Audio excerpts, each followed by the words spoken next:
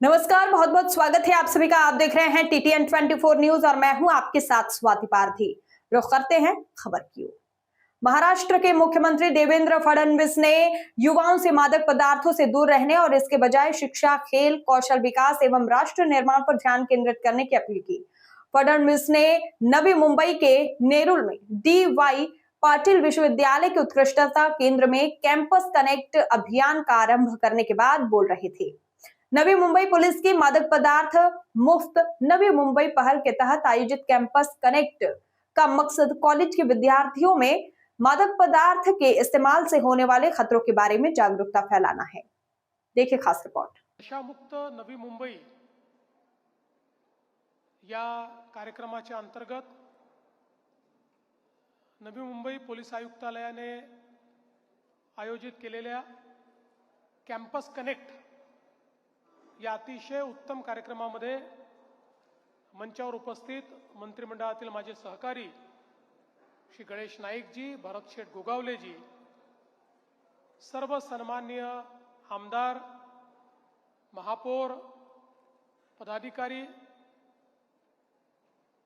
आपले पोलीस आयुक्त, विभागीय आयुक्त, महापालिका आयुक्त, सर्व वरिष्ठ अधिकारी आणि या ठिकाणी विशेष रूपाने उपस्थित असलेले माझे सर्व विद्यार्थी भगिनी बंधू, त्यांचे शिक्षक, मुख्याध्यापक, पालक आणि उपस्थित भगिनी आणि बंधूंनो, आज मला अतिशय समाधान आहे की नवी मुंबईमध्ये नशामुक्त नवी मुंबई अभियान या अंतर्गत एक अतिशय चांगला कार्यक्रम आपण घेतोय। आपल्या देशाचे प्रधानमंत्री माननीय नरेंद्र मोदीजी यांनी नशामुक्त भारत अभियान याची घोषणा केली आणि या घोषणेच्या अंतर्गत संपूर्ण भारतामध्ये ड्रग्सच्या विरुद्ध, नार्कोटिक्सच्या विरुद्ध आणि सर्व प्रकारच्या नशेच्या विरुद्ध एक मोठं युद्ध हे आपण पुकारलंय आणि हे युद्ध जनतेचं युद्ध आहे। हे युद्ध युवा शक्तीचं युद्ध आहे। हे युद्ध आमच्या सर्व विद्यार्थ्यांचं युद्ध आहे की ज्या माध्यमातून आपल्याला नशेला, ड्रग्सला, नार्कोटिक्सला, सर्व प्रकारच्या व्यसनांना पराभूत करायचं आहे, पराजित करायचं आहे आणि त्याकरता आपण सगळे एकत्रित आलो आहोत। मित्रांनो, 2020 साली आपला भारत जगातला सर्वात युवा देश बनला।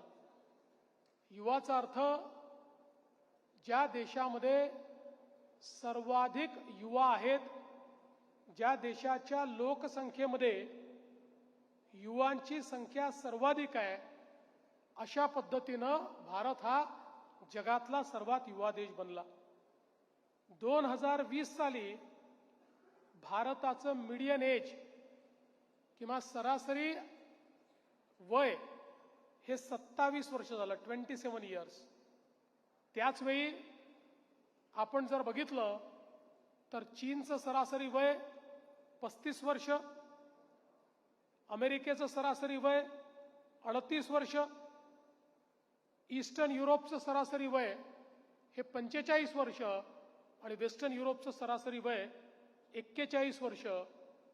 म्हणजे आपण जर विचार केला तर संपूर्ण जगाच्या सर्व डेव्हलप्ड इकॉनॉमीज, सर्व विकसित अर्थव्यवस्थांमध्ये जास्त वय असलेलं पॉप्युलेशन, लोकसंख्येमध्ये जे कॉन्ट्रीब्यूट करू शकतात, जे इकॉनॉमीमध्ये कॉन्ट्रीब्यूट करू शकतात, अशा लोकांची संख्या कमी, वार्धक्य आलेल्या लोकांची संख्या, डिपेंडंट्सची संख्या जास्त आणि यूथची संख्या कमी, अशा पद्धतीनं जगाच्या लोकसंख्येची रचना झाली। पण त्याच वेळी भारताला एक अभूतपूर्व संधी मिळाली की जी संधी आपल्याला 2000 साली APJ अब्दुल कलाम साहेबांनी सांगितली होती, 2020 साली भारतामध्ये 65% आपली लोकसंख्या युवा या संज्ञेमध्ये आली. आणि आपण बघतोय की काय वेगानं भारताने आपली प्रगती सुरू केली. आपण जर जगाचा इतिहास बघितला तर जगामध्ये ज्या ज्या देशाला अशा पद्धतीनं डेमोग्राफीचा डिव्हिडंड मिळाला, डेमोग्राफीचा ॲडव्हान्टेज मिळाला, त्या त्या देशांनी प्रगती करून एका विकसित अर्थव्यवस्थेमध्ये, डेव्हलप्ड इकॉनॉमीमध्ये स्वतःला परिवर्तित केलं. आपण जर बघितलं तर सुरुवातीला हा फायदा युरोपला मिळाला, मग अमेरिकेला मिळाला, मग जपानला आणि कोरियाला मिळाला, मग चायनाला मिळाला. आज तोच फायदा भारताला मिळाला. आणि म्हणूनच देशाच्या प्रधानमंत्र्यांनी 2014 पासनं मोठ्या प्रमाणात यूथ सेंट्रिक अशा प्रकारचं स्टार्टअप इंडिया असेल, स्किल इंडिया असेल, खेलो इंडिया असेल, असे वेगवेगळे विषय सुरू केले. याच्या पाठीमागचं एकच कारण होतं की now we are in a golden period.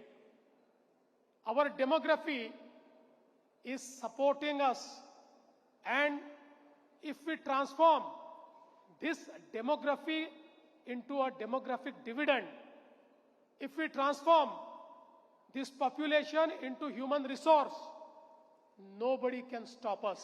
Nobody can stop us. अशा परिस्थितीमध्ये आज भारत पोहोचलेला आहे.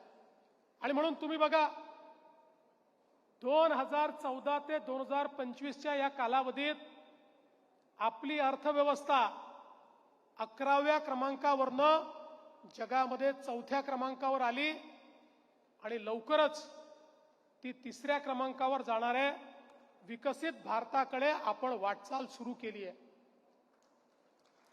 आपण जर बघितलं तर जगातली सर्वात मोठी तिसरी, after America and China, the third biggest startup ecosystem is India. जगामध्ये आता इनोव्हेशनच्या इंडेक्समध्ये भारत दिसायला लागला आणि तो वर यायला लागलेला आहे. जगामध्ये इन्फ्रास्ट्रक्चरमध्ये